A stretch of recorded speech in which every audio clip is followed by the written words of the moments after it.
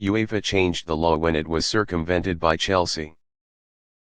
The European Football Federation, UEFA, will introduce new regulations on financial fair play, FFP, after Chelsea repeatedly circumvented the law to spend heavily on the transfer market.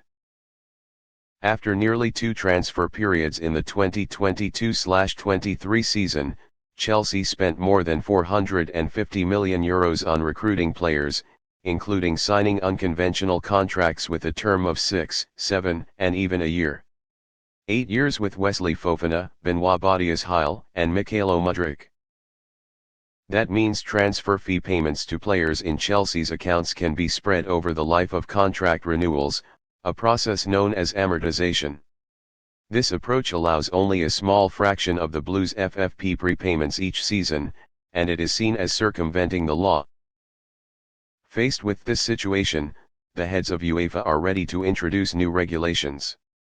Accordingly, all future fees will be calculated for a maximum period of 5 years. FIFA, the body that oversees all international transfers, states that contracts should last a maximum of 5 years, unless a longer agreement is in line with the law. National law. Premier League clubs have that allowance under UK law, and Chelsea are one of the clubs that have taken advantage. That means players who have signed long-term contracts are considered costs to the club throughout the contract. As such, if those players are sold after 5 seasons, the full amount will not have to be filled in the books under normal accounting practice.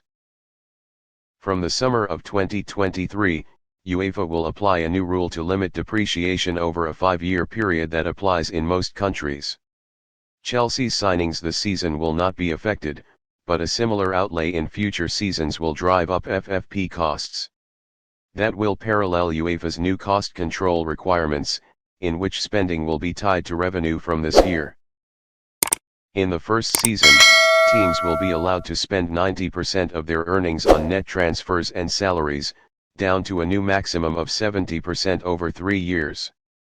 A UEFA source said, "If other clubs start to do the same with 8-year contracts, it will be a mess, so we need protection. A problem in the future."